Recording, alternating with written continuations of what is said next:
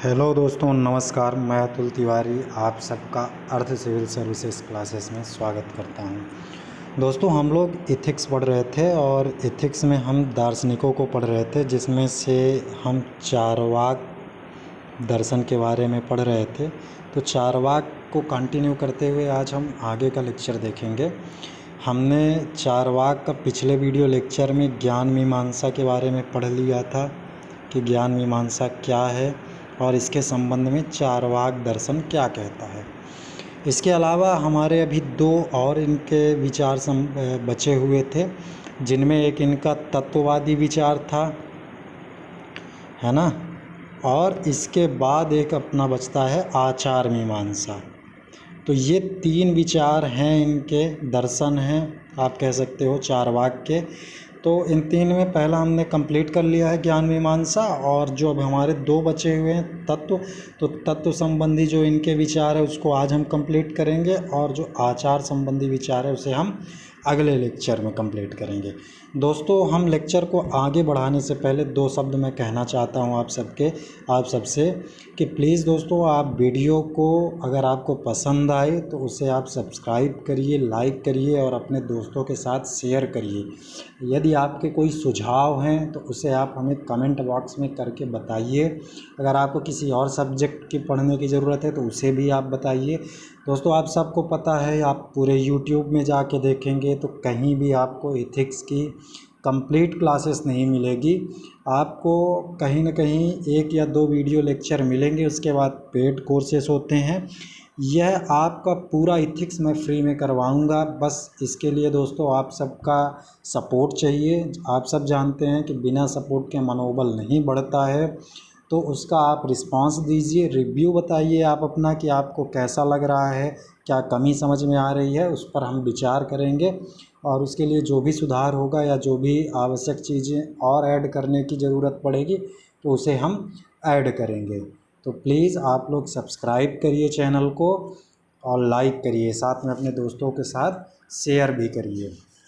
इससे हमारा मनोबल बढ़ता है और आपके सपोर्ट से हमें और अच्छी वीडियोस लेक्चर डालने का उत्साह बनता है। ठीक है दोस्तों, तो चलिए आज हम अपनी क्लास को स्टार्ट करते हैं और देखते हैं चारवाक के बारे में। तो दोस्तों, चारवाक के बारे में हमने ज्ञान मीमांसा के बारे में पढ़ लिया था। आज हम तत्व मीमांसा के बारे में पढ़ने वाले हैं। तो तत्व मीमांसा के बारे में सबसे पहले आपको बता दें हम कि तत्व मीमांसा में हमें क्या क्या पढ़ना है। चारवाक दर्शन या चारवाक दर्शन के अलावा भी जितने तत्व मीमांसा हैं उसमें मोस्टली ये इन तीन चीज़ों का अध्ययन किया जाता है: ईश्वर, आत्मा और जगत। यानी कि इन तीन विषयों को हम किसके अंतर्गत पढ़ते हैं? तत्व मीमांसा के अंतर्गत पढ़ते हैं। तो चारवाक का ईश्वर, आत्मा और जगत के संबंध में क्या इनके विचार हैं और यह क्या दर्शन कहता है इन तीनों तत्वों के बारे में, उसी को आज हम पढ़ेंगे। चलिए, तो देखिए, इसको हम शॉर्ट वे में आपको समझा देते हैं कि चारवाक दर्शन जो है वह ईश्वर के अस्तित्व को स्वीकार नहीं करता है। ठीक है दोस्तों, तो ईश्वर के संबंध में इनका जो विचार है वह क्या है? स्वीकार नहीं करता है। ये ब्रीफ में आपको बताया जा रहा है, इसके आगे हम विस्तार से इसके बारे में देखेंगे। आत्मा के संबंध में चारवाक दर्शन क्या करता है कि यह आत्मा को भी स्वीकार नहीं करता। यानी कि तत्व मीमांसा के जो तीन तत्व हैं, ईश्वर, आत्मा और जगत, इसमें यह ईश्वर और आत्मा के अस्तित्व को स्वीकार नहीं करता है। जगत के ईश्वर को यह स्वीकार करता है। और क्यों स्वीकार करता है? क्योंकि यह केवल प्रत्यक्ष को प्रमाण मानता है। चारवाक दर्शन ज्ञान मीमांसा में हमने आपको बताया था कि यथार्थ ज्ञान को साधन के रूप में किसे मानता है? चारवाक प्रत्यक्ष प्रमाण को मानता है। तो आप इस प्रत्यक्ष प्रमाण को पकड़ेंगे, कुछ ऐसी कड़ियाँ होती हैं या कुछ ऐसे पॉइंट होते हैं सभी दर्शन में, जिन्हें आप पकड़ लेंगे तो पूरी इथिक्स और पूरे दार्शनिक और विचारक जितने हैं वो सब पकड़ में आ जाएंगे। तो इसका मूल क्या है चारवाक का? कि यह प्रत्यक्ष को प्रमाण मानता है। तो आप सबको पता है कि जनरली जो सामान्य मानव होता है वह ईश्वर का प्रत्यक्ष रूप से दर्शन नहीं कर पाता, ना ही वह प्रत्यक्ष रूप से आत्मा का अनुभव कर पाता है। लेकिन जो जगत है, ये संसार है, इसको तो हम अपने इंद्रियों के द्वारा क्या करते हैं, अनुभव करते हैं। इसलिए इसका क्या होता है, प्रत्यक्ष होता है। तो इस प्रत्यक्ष की वजह से यह जगत के अस्तित्व को क्या करते हैं, स्वीकार करते हैं। तो चारवाक दर्शन की जो तत्व मीमांसा है उसमें यह ईश्वर और आत्मा संबंधी जो विचार हैं उन्हें स्वीकार नहीं करता है, इनके अस्तित्व को, और जगत के अस्तित्व को स्वीकार करता है। कारण क्या है दोस्तों, कारण वही कि यह क्या करता है, प्रत्यक्ष के द्वारा हमें अनुभव होता है। तो चलिए और देखते हैं इसके बारे में क्या कहा गया है। तो अब हम जब इसके बारे में पढ़ रहे हैं दोस्तों, तो सबसे पहला क्या हम देखेंगे कि जगत के संबंध में क्या विचार है चारवाक दर्शन का। तो आइए देखते हैं जगत के संबंध में क्या है। सबसे पहले आप जान लीजिए कि जगत के संबंध में जो हमारा भारतीय दर्शन है उसका क्या विचार है। तो जगत के संबंध में जो मोस्ट ऑफ हमारे फिलॉसफर हैं और जो हमारे दर्शन हैं उसमें क्या कहा जाता है कि जो जगत है इसका निर्माण किसके द्वारा किया गया है, ईश्वर के द्वारा किया गया है। यानी जगत का निर्माण या रचयिता कौन है, ईश्वर हैं, जो यह संसार है। आस्तिकवादियों में यही मोस्टली माना जाता है कि जगत का जो निर्माता है वह कौन है, ईश्वर है। जबकि जो हमारा चारवाक दर्शन है, अभी अभी हम पढ़े हैं, यह क्या करता है, ईश्वर को नहीं मानता। और जब वह ईश्वर को नहीं मानता तो रचयिता के रूप में, जगत के रचयिता के रूप में भी वह ईश्वर को नहीं मानेगा। क्यों नहीं मानेगा, क्योंकि वह प्रत्यक्ष के आधार पर जगत के कारणभूत द्रव्यों की खोज करता है। किसकी, कारणभूत द्रव्यों की। यानी कि जो चारवाक दर्शन है वह यह नहीं कहता कि जो जगत का निर्माण हुआ है वह किसके द्वारा किया गया है, ईश्वर के द्वारा, बल्कि वह इसके पीछे कारणभूत द्रव्यों की खोज करता है। यानी कि चारवाक चार कारणभूत द्रव्य बताता है, जो कौन कौन से हैं दोस्तों, पृथ्वी, जल, वायु और अग्नि। इन चार जो कारणभूत द्रव्य हैं, इन चार कारणभूत द्रव्यों को चारवाक मानता है कि इन्हीं से मिल करके हमारे जगत का निर्माण हुआ है। जबकि अन्य जो हमारे दर्शन है वह क्या कहते हैं कि जगत का निर्माण ईश्वर के द्वारा किया गया। तो ये एक पतली सी रेखा है जो अंतर बताती है आस्तिक दार्शनिकों के बीच में और जो हमारा चारवाक दर्शन है। आप सबको मैं पहले ही बता चुका हूँ कि चारवाक दर्शन को नास्तिक शिरोमणि कहा जाता है। क्यों कहा जाता है, क्योंकि यह नास्तिकता का पुरजोर तरीके से समर्थन करता है।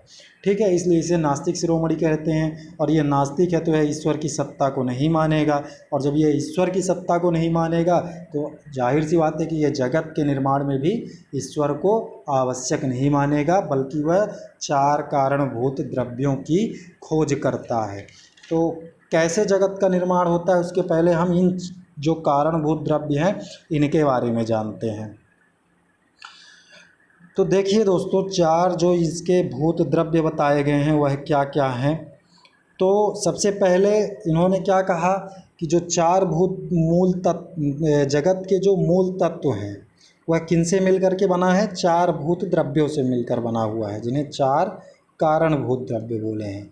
तो ये चार कारणभूत द्रव्य कौन से हैं, जल, अग्नि, वायु और पृथ्वी। ये ऐसे चार मूल तत्व हैं जिनसे जगत का निर्माण हुआ है, ऐसा कौन कहता है, चारवाक दर्शन कहता है। जबकि हमारे भारतीय दर्शन में पंच तत्वों की महत्वता है। किसकी है, पंच तत्वों की। पांचवा तत्व कौन सा है दोस्तों, आकाश है। और इन्हीं पंच तत्वों से हमारा शरीर भी निर्मित है। आप लोग देखते होंगे ये पंच जो जब निधन होता है हिंदू धर्म में तो क्या कहा जाता है, पंच तत्व में विलीन। तो ये पंच तत्व में विलीन क्या है दोस्तों, यही है जल, अग्नि, वायु, पृथ्वी और आकाश। अब यहाँ पर जो हमारे चारवाक दार्शनिक हैं ये आकाश को भी मूल तत्व नहीं मानते हैं, केवल चार को मानते हैं, क्योंकि जल का प्रत्यक्ष होता है, कैसे प्रत्यक्ष होता है, वो आप जानते हैं, वर्षा होती है, जल प्रत्यक्ष हुआ, नदियों में, सरोवरों में पाया जाता है। अग्नि का भी प्रत्यक्ष होता है, वायु का भी हम प्रत्यक्ष करते हैं, और साथ ही साथ पृथ्वी यानी कि धारा का भी। तो इस प्रकार हम इन 4 तत्वों का प्रत्यक्ष करते हैं, जबकि आकाश का नहीं करते हैं। आकाश जो है तो हम अनुमान लगाते हैं आकाश के बारे में। ठीक है दोस्तों, तो आगे देखिए, तो आगे चारवाक जो हैं तो वो क्या करते हैं, आकाश को भूत द्रव्य नहीं मानते। ये मैं आपको पहले ही बता चुका हूँ। क्यों नहीं मानते? क्योंकि इसका प्रत्यक्ष नहीं होता। जब प्रत्यक्ष नहीं होता तो इनका मूल है दर्शन का प्रत्यक्ष प्रमाण। इनको जो चीज़ प्रत्यक्ष रूप से प्रमाणित लगेगी उसे यह मानते हैं, जो नहीं लगेगी उसे नहीं मानते हैं। तो इस दृष्टि से जो हमारा आकाश है वह प्रत्यक्ष नहीं होता, इसलिए यह क्या करते हैं, आकाश को भी भूत द्रव्य नहीं स्वीकार करता है। उसकी दृष्टि में यह क्या है, एक शून्य मात्र है, यानी कि इसका कोई अस्तित्व नहीं है। ठीक है दोस्तों, तो चलिए अब हम आगे देखते हैं। तो इतना ही। अब आगे हम देखते हैं कि जगत का निर्माण कैसे होता है। तो जगत के निर्माण के संबंध में क्या कहा भाई, जब इन्होंने यह कह दिया कि जगत का निर्माण ईश्वर ने नहीं किया है, तो प्रश्न क्या उठता है कि जगत का निर्माण कैसे हुआ। तो उत्तर क्या मिलता है, उत्तर जो देते हैं हमारे चारवाक दार्शनिक को, वह क्या कहते हैं कि कारणभूत द्रव्यों से इसका निर्माण होता है। तो कारणभूत द्रव्य कौन कौन से हैं दोस्तों? मैंने अभी आपको बताया कि 4 कारणभूत द्रव्य चारवाकी दार्शनिकों ने बताए। अब जब ये 4 कारणभूत द्रव्य जो हैं हमारे, पृथ्वी, अग्नि, जल और वायु, तो इनसे कैसे जगत का निर्माण होगा, यह एक प्रश्न आके खड़ा हो जाता है। तो इसके बारे में इन्होंने क्या कहा चारवाक ने, कि परस्पर मिलकर संगठित होना इन द्रव्यों का स्वभाव है। यानी कि पिछले लेक्चर में जब हम ज्ञान मीमांसा में देखे थे कि यह स्वभावगत वस्तुओं का क्या करते हैं, खंडन करते हैं, लेकिन यहाँ पर समर्थन कर रहे हैं। क्या कह रहे हैं कि जगत अपने आप में निर्मित है, चारवाक कह रहे हैं, और किससे निर्मित है, इन 4 भूत द्रव्यों से। वो 4 भूत द्रव्य मैंने आपको अभी बताया, पृथ्वी, अग्नि, जल, वायु, इसे आप याद रखिए। और कैसे, तो ये परस्पर मिलकर संगठित होना, यानी कि ये सभी जो 4 द्रव्य हैं आपके, पृथ्वी, अग्नि, वायु और जल, ये जो आपके पावज हैं, ये आपस में संगठित होते हैं, और इनका संगठित होना क्या है, स्वभाव है, और इसी से हमारा क्या बनता है, जगत का निर्माण होता है। ये आगे क्या कहते हैं कि इनके स्वाभाविक धर्म व क्रिया से जगत का निर्माण होता है। यानी कि यह इनमें एक स्वभावगत प्रक्रिया है, जिसमें ये चारों तत्व मिल करके क्या करते हैं, जगत का निर्माण करते हैं। और कैसे होता है, यह स्वयं होता है। यानी कि इनका यह क्या है, स्वाभाविक धर्म और क्रिया है। धर्म यानी कर्तव्य, और यह इनका क्या है, कर्तव्य है। तो यही सिद्धांत क्या कहलाता है, स्वभाववाद कहलाता है। अब यहीं पर 5 मार्कर का क्वेश्चन आपका इथिक्स में बन जाएगा कि चारवाक का स्वभाववाद। तो चारवाक का स्वभाववाद आप जब बताएंगे 5 मार्कर में, तो आप कहाँ से शुरू करेंगे, जगत के निर्माण में। आप बताएंगे कि चारवाक दार्शनिकों ने जगत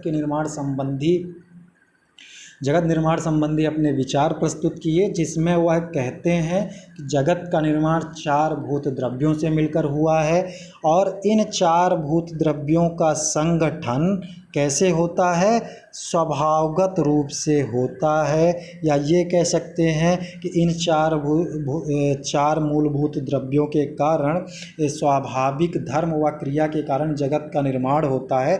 इसे ही चारवाकियों ने क्या कहा है, स्वभाववाद कहा है। तो यह 5 मार्कर में क्वेश्चन बन सकता है, इसे आप नोट डाउन कर लें। आगे देखते हैं क्या कहते हैं। साथ साथ ही इसके बाद आप एक और पॉइंट याद रखिए कि इसे क्या कहा जाता है, जड़वादी सिद्धांत भी कहा जाता है। तो 5 मार्कर में 2 क्वेश्चन आपके बन रहे हैं, जड़वादी सिद्धांत और स्वभावगत सिद्धांत।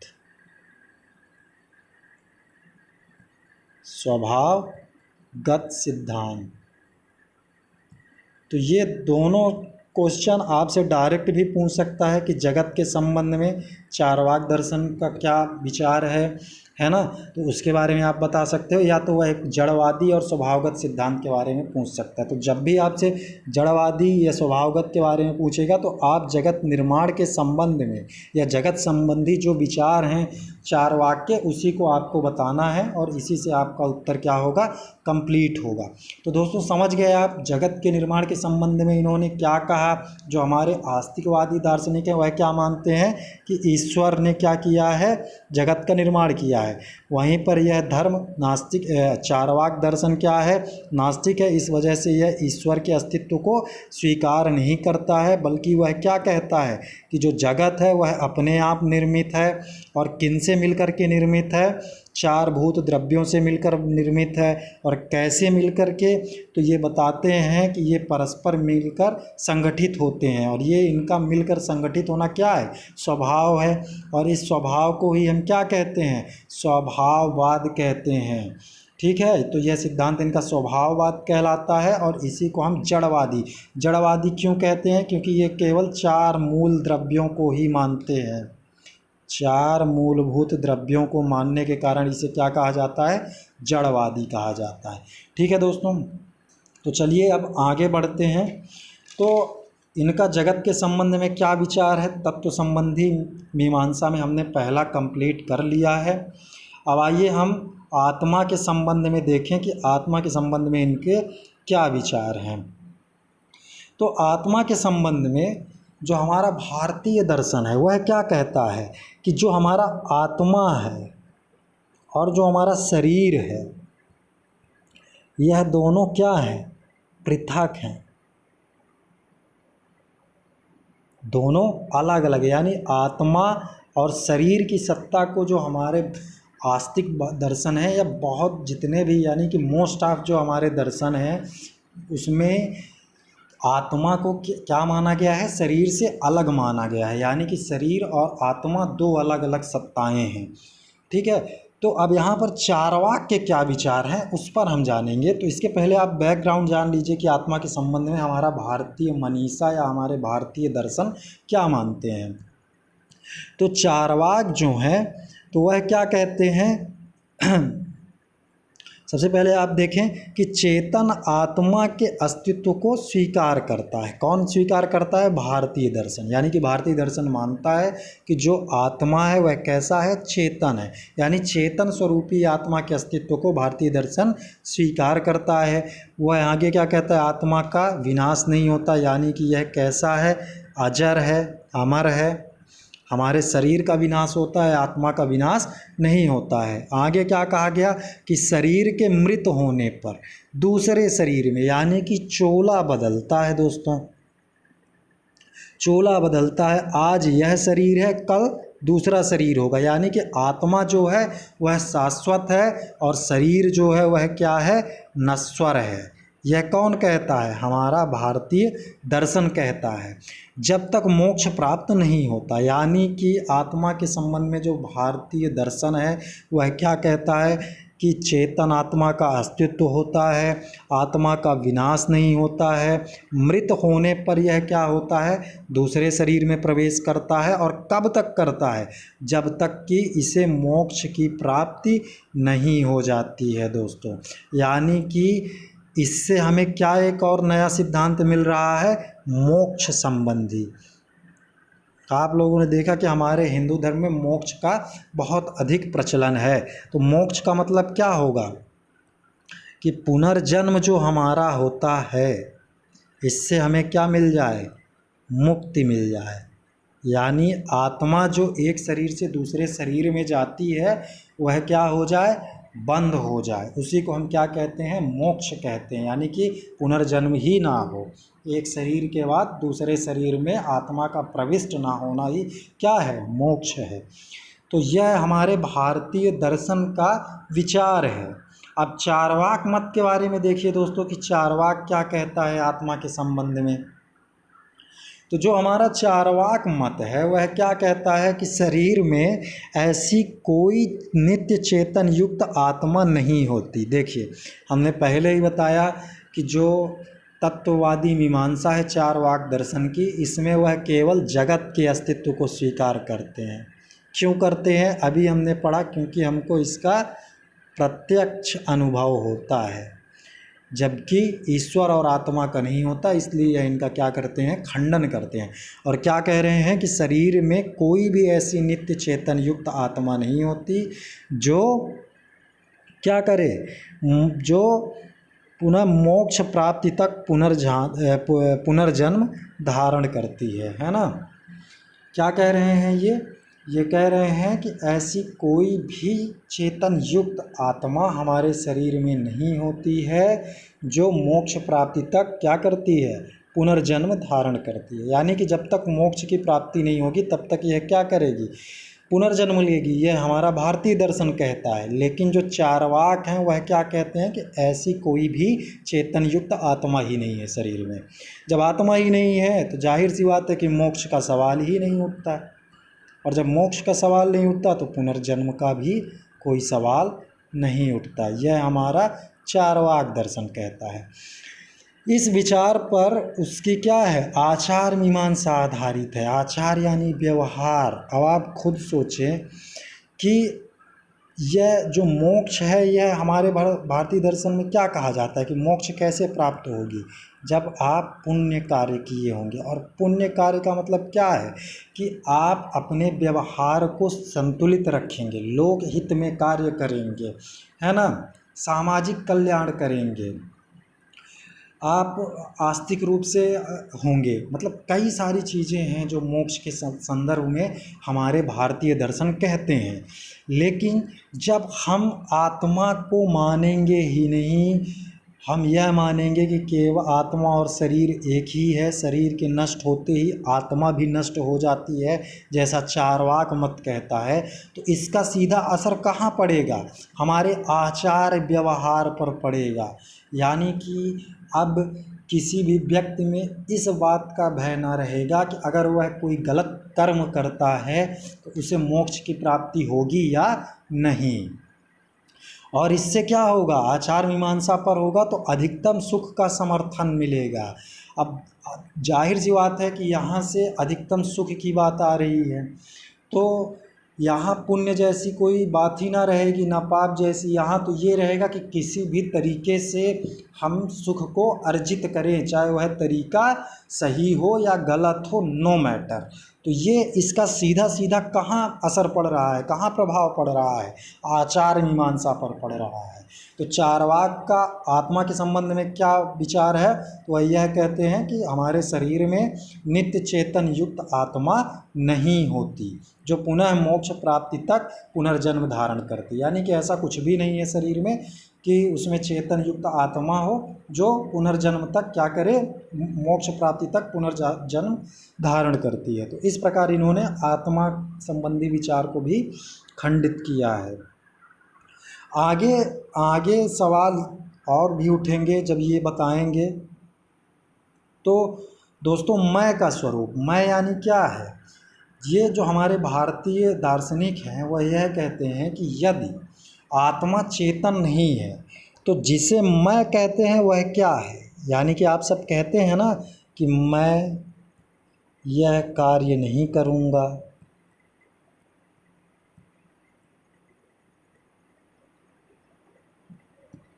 या कि फिर आप जब बताते हैं कि मैं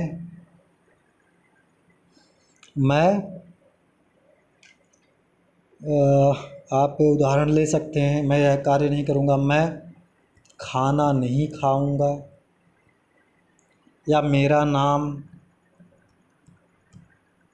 XYZ, कुछ भी कह सकते हैं। तो इस प्रकार जो ये मैं है, ये आखिर है कौन है ये मैं। यदि चेतन आत्मा नहीं है तो जिसे मैं कहते हैं वह क्या है, यह प्रश्न उठता है। तो मैं के स्वरूप पर क्या कहते हैं चार्वाक, उसे देखिए। ये मैं जो है तो सोचता है, विचारता है ना। आप जानते हैं कि इसमें थिंकिंग चीज़ें होती हैं। आप जो विचार करते हैं, सोचते हैं, है ना, किसी कार्य के बारे में, किसी वस्तु के बारे में, तो वह क्या है, इसके संदर्भ में प्रश्न उठता है। तो चार्वाक दर्शन क्या कहता है, मैं को चेतन युक्त मानता है। यानी कि वह मैं को क्या मानता है, चेतन युक्त मानता है। इस बात का वह समर्थन करता है कि इसमें चेतन होता है। किंतु आगे क्या कहता हुआ है कि वह देह से भिन्न नहीं है, देह से भिन्न नहीं है। यानी कि इसमें चेतन तो है, लेकिन है क्या, ये देह ही है, शरीर ही है। यानी कि यह चेतन से भिन्न नहीं है। चेतन देह को बनाने वाले 4 भौतिक द्रव्यों पृथ्वी, जल, अग्नि, वायु के संगठन से उत्पन्न गुण मात्र है।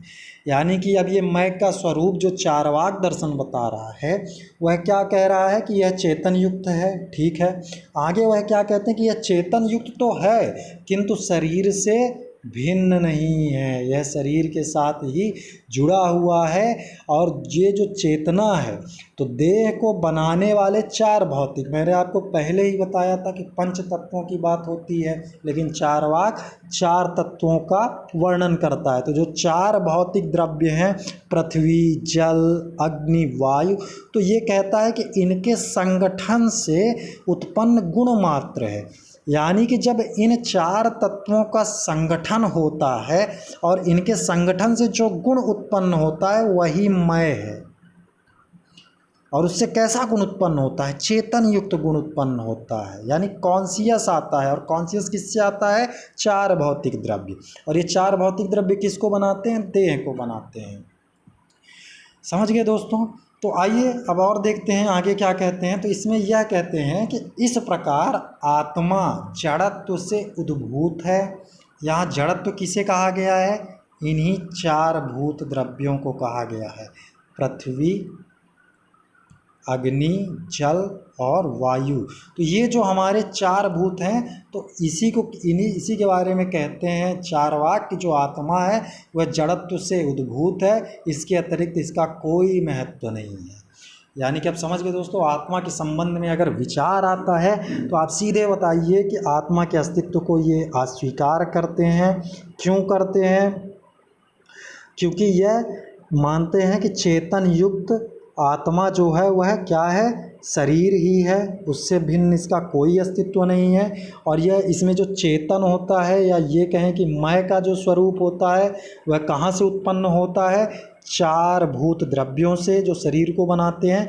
और इनके संगठित होने से जो विशेष गुण बनता है, उसी को इन्होंने क्या कहा है, उसी को इन्होंने चार्वाक ने जो है हमारा क्या माना है, चेतना माना है। शरीर से इनके संगठन से उत्पन्न होने को ही इन्होंने चेतन युक्त आत्मा माना है या शरीर माना है, क्योंकि यह पृथक तो मानते ही नहीं है। ठीक है दोस्तों, तो चलिए अब आगे बढ़ते हैं और आगे देखते हैं कि आगे इनका क्या है आत्मा के संबंध में और विचार। तो अब आगे आत्मा के संबंध में यह क्या कहते हैं कि जो आत्मा है वह क्या है, नश्वर है। नश्वर यानी नष्ट हो जाने वाला। और शाश्वत का मतलब क्या है, जो नष्ट ना हो। शाश्वत, एक मिनट सॉरी,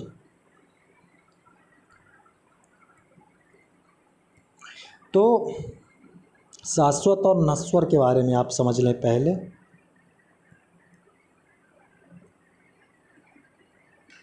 दो वर्ड, शाश्वत और नश्वर। तो शाश्वत का, नश्वर का मतलब क्या होता है, जो वस्तु नष्ट हो जाए। और जो शाश्वत का मतलब क्या है, जो अजर रहे, यानी कि जो ना तो बूढ़ा हो और ना ही नष्ट हो, उसे हम क्या कहते हैं, शाश्वत। यानी जो युगों युगों तक चले उसे हम शाश्वत कहते हैं।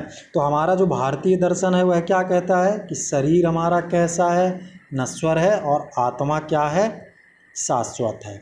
हमारा जो चार्वाक दर्शन है वह क्या कहता है, इसका उल्टा, जो आत्मा और शरीर है वह क्या है, दोनों के दोनों नश्वर हैं, इनमें दो में से कोई भी शाश्वत नहीं है। तो आत्मा कैसी है चार्वाक के दर्शन के हिसाब से, आत्मा जो है दोस्तों नश्वर है। इनका अगला विचार जो है, तो शरीर के नाश के साथ आत्मा का भी नाश हो जाता है। और इसके लिए क्या एक श्लोक है चार्वाक दर्शन का कि भस्मीभूतस्य देहस्य पुनरागमन कुतः, यानी कि एक बार भस्म हो जाने पर, यानी कि जो हमारा देह है उसका एक बार भस्म हो जाने के बाद उसका पुनरागमन नहीं होता है। पुनरागमन कुतः, तो इस श्लोक को आप जरूर लिखिएगा जब आत्मा के संबंध में विचार लिखेंगे। ठीक है दोस्तों, तो आत्मा के संबंध में इन्होंने क्या क्या कहा। पहला इन्होंने यह कहा कि चेतन आत्मा जैसी पृथक से कोई भी सत्ता नहीं है। यह क्या है, हमारे देह में ही उत्पन्न एक विशेष गुण है। किससे उत्पन्न, चार भूत द्रव्यों के संगठन से उत्पन्न क्या है, एक विशेष गुण है। उसी को इन्होंने मैं का स्वरूप बताया है। इन्होंने मैं के स्वरूप को क्या माना है, चेतन युक्त माना है। और चेतन युक्त क्यों माना है, क्योंकि जो चार भूत द्रव्य हैं उनके संगठन से जो गुण उत्पन्न होता है उसी को उन्होंने क्या कहा है, चेतना कहा है और मैं का स्वरूप कहा है। आगे वह कहते हैं कि आत्मा नश्वर होता है, यानी कि शरीर के नष्ट होने के साथ ही आत्मा का भी नाश हो जाता है। और इसके लिए उन्होंने क्या कहा, भस्मीभूतस्य देहस्य पुनरागमन कुतः, यानी कि एक बार शरीर का भस्म हो जाने के बाद उसका पुनरागमन नहीं होता है। जो कि हमारे अन्य भारतीय दर्शन कहते हैं कि जब तक मोक्ष की प्राप्ति नहीं हो जाती तब तक आत्मा एक शरीर से दूसरे शरीर में प्रविष्ट करती रहती है। आगे अब हम देखेंगे, इन्होंने ये तो कह दिया कि जो चेतन है वह किससे बना हुआ है, जड़ से हुआ है। जड़ मैंने आपको बता दिया है, चार जड़ हैं, पृथ्वी, अग्नि, जल और वायु। तो ये जो हमारे आपके चार जड़ हैं, चार जड़ तत्व हैं, इन्हीं से चेतन की उत्पत्ति होती है। और उत्पत्ति तो होती है लेकिन इसके पीछे के तर्क क्या हैं उसे जान लेते हैं। तो इसके संदर्भ में उनका एक श्लोक है, वह क्या है, जड़ भूत विकारेषु चैतन्य यत्युदृश्यते तांबूल पुंगम चूर्णाम योगत राग इबोथितम। यह श्लोक है। तो इसके द्वारा क्या कहते हैं कि जो जड़ भूत है, विकारेषु चैतन्य यत्तु दृश्यते, यानी कि जड़ भूत में जो चैतन्य रूप हमें दिखाई देता है, जड़ भूत में के विकार से जो हमें चैतन्य दिखता है वह वैसे ही दिखता है जैसे पान पत्र हो गया, चूना हो गया और कत्था हो गया। इनके संगठन से क्या कैसा रंग प्राप्त होता है, लाल रंग प्राप्त होता है। आप बताएं, पान पत्र का कलर कैसा होता है, हरा होता है, इसमें कोई और विशेष गुण नहीं होता है।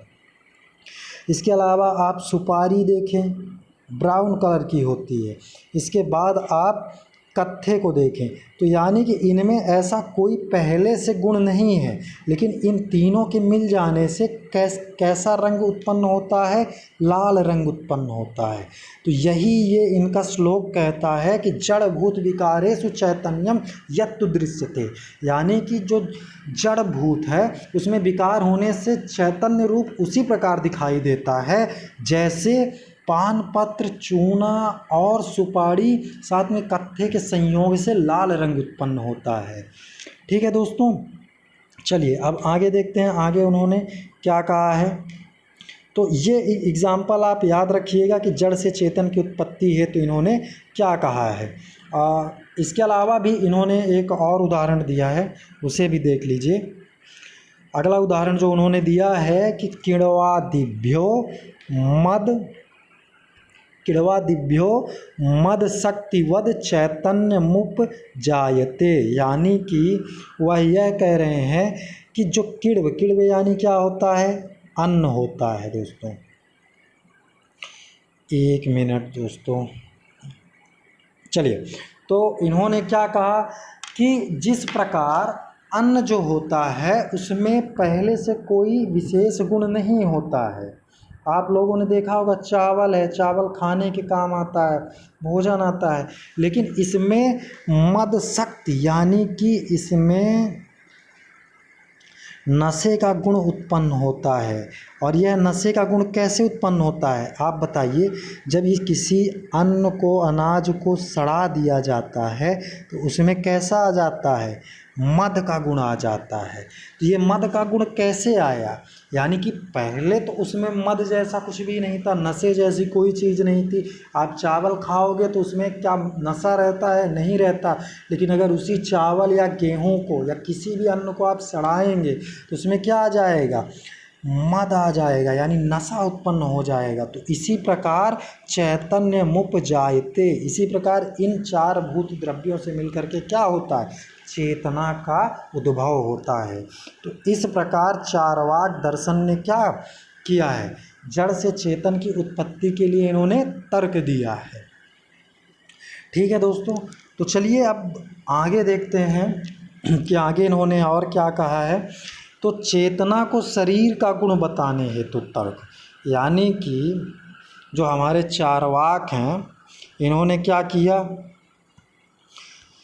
इन्होंने जड़ से चेतना को बताया कि जड़ से चेतन कैसे उत्पन्न है। जड़ आपके चार जो होते हैं उनसे दो उदाहरण आपने बताएंगे, एक आप पान और पान पत्र वाला बताएंगे और दूसरा अन्न का बताएंगे, किण्वा दिभ्यो मद शक्तिवद चैतन्य मुपजायते। ठीक है दोस्तों, तो ये दोनों श्लोक आप याद रखें और इन दोनों से इनके तर्क को बताने का प्रयास करें। तो अब चेतना जो है वह शरीर का गुण है। क्या कहा इन्होंने, जो चेतना है वह किसका गुण है, शरीर का गुण है। अब जब ये इन्होंने बताया तो इसके लिए क्या चाहिए, तर्क चाहिए। तो कौन कौन से तर्क दिए, तीन तर्क दिए। अनुभव प्रमाण, दूसरा वैद्यक शास्त्र का प्रमाण यानी कि मेडिकल या मेडिसिन प्रमाण आप कह सकते हो। तो मेडिकल हो गया, अनुभव हो गया यानी कि एक्सपीरियंस, और तीसरा है नैयायिक पद्धति द्वारा। तीन पद्धति द्वारा यह चेतना को क्या बताते हैं, शरीर का गुण बताते हैं। कैसे बताते हैं देखिए, इन्होंने अनुभव प्रमाण में क्या कहा कि हमारा जो अनुभव है वह चेतना को शरीर से पृथक नहीं मानता। अब आप यह बताइए दोस्तों, चेतना को शरीर से पृथक नहीं मानता। हम सब के पास शरीर है, तो क्या हम जैसे सामान्य मानव चेतना और शरीर को पृथक कर पाते हैं, नहीं कर पाते हैं। अगर आपको किसी ने एक चाटा मारा है कभी, तो आप अनुभव किए होंगे, मतलब सपोज़ करिए कि अगर आपने या हो सकता है आपने किसी को मारा हो, तो उसने यह नहीं कहा कि मेरी आत्मा दुखी है, उसने यही कहा कि शरीर में चोट लगी है, और उस शरीर का दर्द जो होता है वह आपने अनुभव किया है। यानी कि आपकी जो शारीरिक विशेषता होती है या शारीरिक गुण होता है उसे आप अनुभव करते हैं। तो यह क्या है, अनुभव है। इसके अलावा आप किसी को क्या कहते हो, मैं मोटा हूँ, दुबला हूँ, दुखी हूँ, प्रसन्न हूँ, तो यह आप किसे कहते हैं, शरीर को कहते हैं, या तो मन की विशेषता बता रहे होते हैं। मन ही तो दुखी और सुखी होता है, मन के हारे हार है, मन के जीते जीत। तो ये इस प्रकार की कहावत भी बनी हुई है। तो अनुभव हमारा क्या करता है, बताता है कि चेतना और शरीर जो है पृथक नहीं है। वैदिक शास्त्र का क्या प्रमाण है कि शरीर के स्वास्थ्य का प्रभाव हमारी चेतना पर पड़ता है। जाहिर सी बात है, स्वस्थ शरीर में ही स्वस्थ चेतना का क्या होता है, वास होता है। स्वस्थ शरीर में स्वस्थ चेतना का वास होता है। तो वही कह रहे हैं कि अगर हमारा शरीर स्वस्थ होगा तो उसका प्रभाव किस पर पड़ेगा, चेतना पर पड़ेगा। और शरीर को क्या चाहिए, पौष्टिक भोजन चाहिए, और इस पौष्टिक भोजन का किस पर असर पड़ेगा, ब्रेन पर पड़ेगा। और ब्रेन पुष्ट होगा तो क्या पुष्ट होगी, चेतना पुष्ट होगी। तो आप इंटरलिंक समझ रहे हैं कि वैदिक शास्त्र क्या बता रहा है, वह भी बता रहा है कि जो हमारा चेतना है वह क्या है, शरीर ही है, इससे अलग कुछ भी नहीं है। अब न्यायिक पद्धति क्या कहता है कि भोजन से शरीर पुष्ट होता है, इसके विपरीत भोजन ना करने से शरीर कमज़ोर पड़ता है। और शरीर के कमज़ोर होने का प्रभाव किस पर पड़ेगा, चेतना पर पड़ेगा, और हमारी चेतना क्या हो जाएगी, विलुप्त हो जाएगी। आपने सुना होगा ना कि बादाम खाने से क्या होता है, दिमाग तेज होती है। तो बादाम क्या हो गया, पौष्टिक भोजन हो गया, और इसको खाने से क्या होगा, चेतना हमारी बढ़ेगी, स्मृति शक्ति बढ़ेगी। लेकिन वहीं अगर बादाम न मिले, आप पेपर सेकंड में आप देखेंगे, आप स्वास्थ्य के बारे में पढ़ेंगे, कुपोषण के बारे में पढ़ेंगे, तो आप देखते हैं ना कि कुपोषण के शिकार बच्चों में क्या होता है, उनमें स्मृति शक्ति और उनका जो ब्रेन होता है, मस्तिष्क होता है, वह क्या होता है, अल्प विकसित होता है। उनमें किसी वस्तु या चीज़ को एब्जॉर्ब करने की क्षमता एक सामान्य बालक या बालिका से क्या होता है, कम होता है। तो उसका कारण क्या है कि पौष्टिक भोजन ना मिल पाने के कारण, क्योंकि उनको भोजन, उचित भोजन नहीं मिला, जिससे उनका शरीर पुष्ट नहीं हुआ, और शरीर पुष्ट नहीं हुआ तो उनका शरीर कैसा पड़ गया, कमज़ोर। और इस कमज़ोर शरीर से उनकी चेतना क्या हुई, विलुप्त हुई या कमज़ोर हुई। तो इस प्रकार उन्होंने यह बताया कि चेतना जो है वह क्या है, शरीर है। और इसके लिए उन्होंने 3 तर्क दिए, अनुभव प्रमाण, वैद्यक शास्त्र का प्रमाण और न्यायिक पद्धति द्वारा। तो इन तीनों चीज़ों को आप क्या करिए, याद रखिए। और इसके पहले का जो आपको बताया, क्या बताया हमने आपको इसके पहले का, कि जो आत्मा है वह क्या है, नश्वर है। और इसके बाद उन्होंने कहा कि जड़ से चेतन की उत्पत्ति होती है। तो जड़ से चेतन की उत्पत्ति कैसे होती है, उसके बारे में तर्क। और साथ ही उन्होंने यह बताया कि चेतन जो है वह आत्मा से पृथक नहीं है। तो इस प्रकार इनके जो आत्मा संबंधी विचार था वह इतना ही है। आगे आप देखिए कि आत्मा के संबंध में इनमें चारवाकियों में क्या है, मतभेद भी है। तो वह मतभेद क्या है, आइए देख लेते हैं। देखिए दोस्तों, चारवाक में भी कई सारे चारवाकी हैं, दार्शनिक हैं, जो अलग अलग मत देते हैं। तो ये आपका 3 मार्कर का क्वेश्चन है।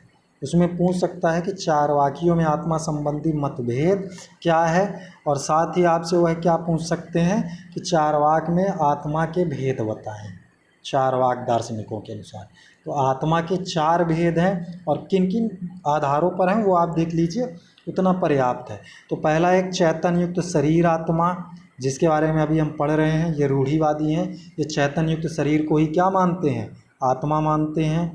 दूसरे इंद्रिय आत्मा, यानी जो इंद्रिय हमारी जो हैं उनको आत्मा मानते हैं। 5 सेंसेस कल आपको बताए थे, त्वचा, आँख, कान, नाक, जीभा, है ना। तो ये हमारे क्या है, इंद्रिय हैं। तो इंद्रिय आत्मा, मन आत्मा और प्राण आत्मा। ठीक है दोस्तों, तो ये 4 इन्होंने आत्मा संबंधी भेद बताए हैं। किसने बताया है, चारवाकियों ने। चलिए आगे देखते हैं। तो आगे जो है, तो सुशिक्षित एवं अशिक्षित 2 प्रकार के चारवाकी दार्शनिक हैं। कौन कौन से हैं, अशिक्षित और सुशिक्षित। इन दोनों में क्या भेद है, ये 3 मार्कर का क्वेश्चन है दोस्तों। सुशिक्षित चारवाक और अशिक्षित चारवाक, इन दोनों को आप लोग बाकायदे समझिए और इसको तैयार करिए। तो अशिक्षित चारवाक कौन है, ये आत्मा मतलब अशिक्षित चारवाकियों का आत्मा के संबंध में क्या विचार है, यह आत्मा को शरीर में अनुभूत होने वाली चेतना मानते हैं। फिर वही बात आ गई, यानी जो रूढ़िवादी हैं वही अशिक्षित चारवाक कहलाए।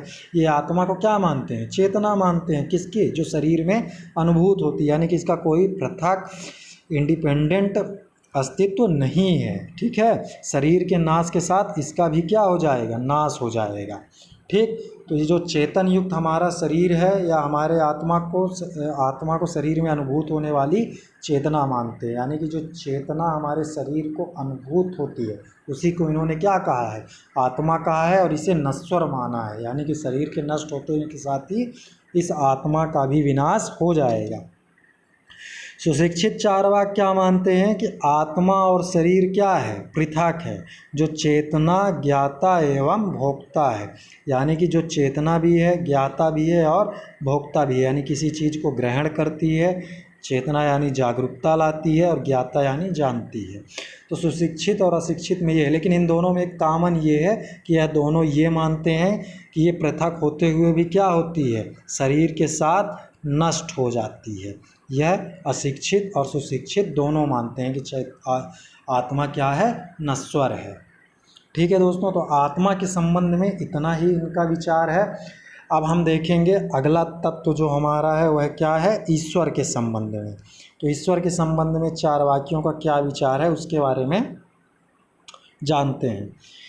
तो दोस्तों ईश्वर के संबंध में जो चारवाक दर्शन है वह क्या कहता है, वही हमारा जो पुराना इनका है कि प्रत्यक्ष को प्रमाण मानता है ये चारवाक दर्शन, और ईश्वर का प्रत्यक्ष नहीं होता है, और जब प्रत्यक्ष इनका नहीं होता तो वह इसके अस्तित्व को अस्वीकार करता है, और विशुद्ध रूप से नास्तिक दर्शन है। तो ईश्वर के संबंध में आप केवल यही याद रखिए कि ईश्वर का प्रत्यक्ष ना होने के कारण चारवाक दर्शन ईश्वर के अस्तित्व को अस्वीकार करता है, और इसी अस्वीकरण के कारण इसे क्या कहा जाता है, नास्तिक दर्शन कहा जाता है। और वेदों की घोर आलोचना के कारण इसे नास्तिक शिरोमणि भी कहा जाता है। ठीक है दोस्तों, तो इस प्रकार आप क्या याद रखेंगे,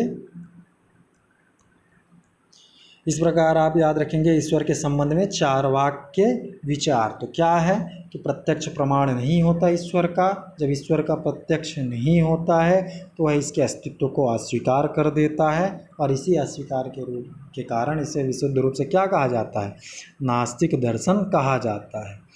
अब देखो, ईश्वर का प्रत्यक्ष तो बहुत ही कम व्यक्तियों ने किया होगा, या बहुत कम ऐसे महानुभाव होंगे जिन्होंने ईश्वर का क्या किया होगा, प्रत्यक्ष किया होगा, लेकिन कुछ अनुमान दिए होंगे।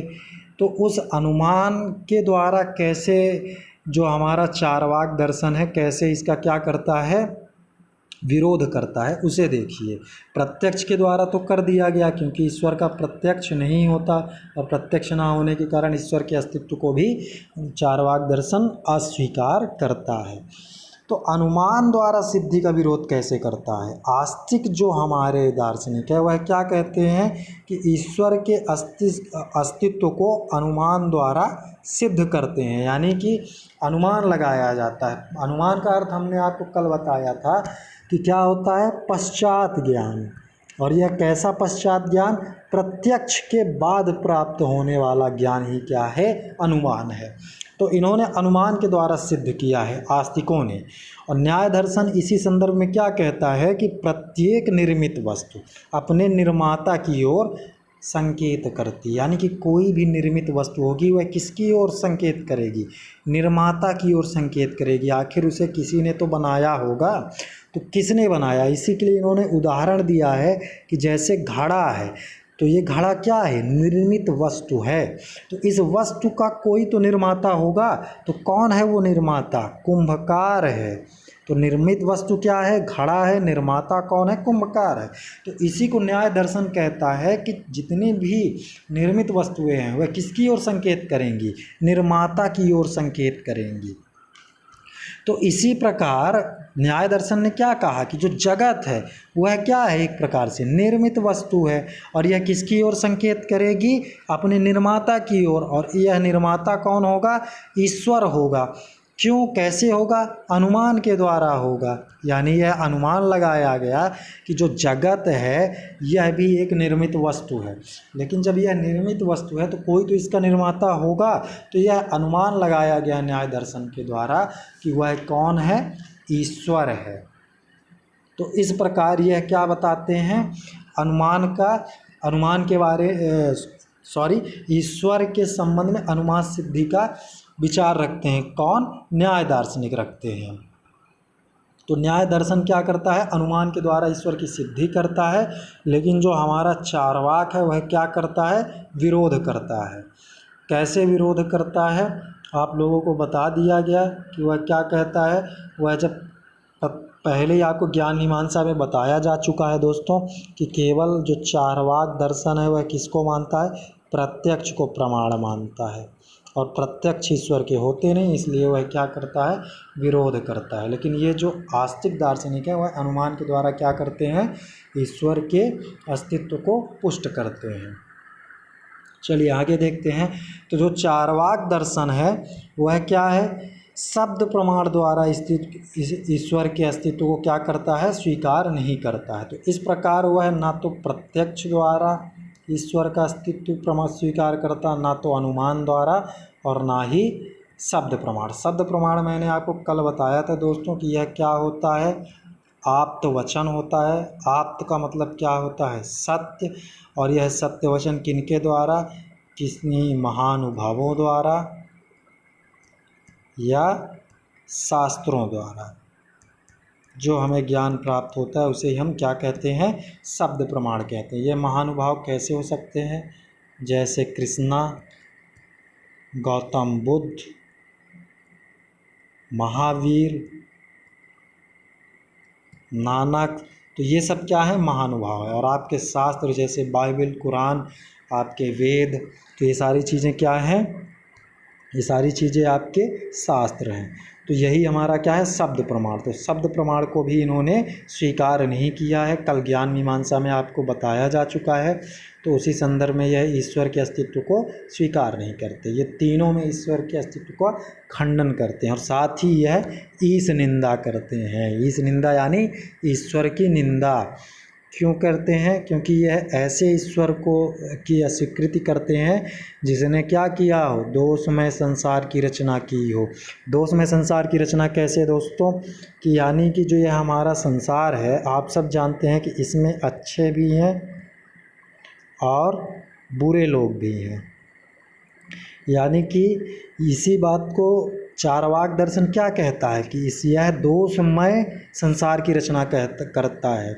यानी कि वह यह मानता है कि अगर ईश्वर होता तो इस जगत में केवल अच्छे लोग ही होते, सत्कर्म वाले लोग ही होते, बुरे लोगों का यहाँ कोई अस्तित्व ना होता।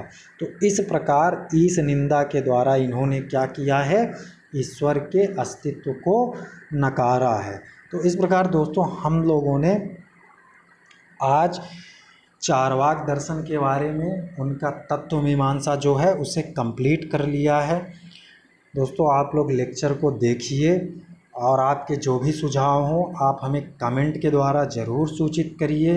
आपको जितने भी नए सिलेबस में ऐड हुए हैं सब्जेक्ट उनके बारे में अगर आपको पढ़ना है तो आप हमें कमेंट के द्वारा सूचित करिए।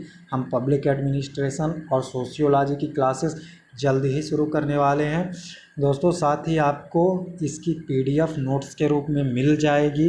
अभी नोट्स पर काम चल रहा है, जैसे ही कंप्लीट होगी आपको मिल जाएगा। आपको टेलीग्राम या व्हाट्सएप की लिंक दी जाएगी। तब तक दोस्तों स्वस्थ रहिए, खुश रहिए, मस्त रहिए। और इसके साथ मैं कहना चाहूँगा कि आप प्लीज़ हमारे चैनल को सब्सक्राइब करिए, लाइक करिए, कमेंट करिए, अपने दोस्तों के साथ शेयर भी करिए, क्योंकि दोस्तों यह फ्री ऑफ कॉस्ट है। आपका समर्थन केवल लाइक और सब्सक्राइब ही है, वह भी आप तब करिए जब आपको इस लेक्चर से थोड़ा बहुत भी फ़ायदा हो रहा हो। इसी से हमें मनोबल मिलता है और यही आपका हमारे लिए क्या है, सपोर्ट है। चलिए दोस्तों, धन्यवाद।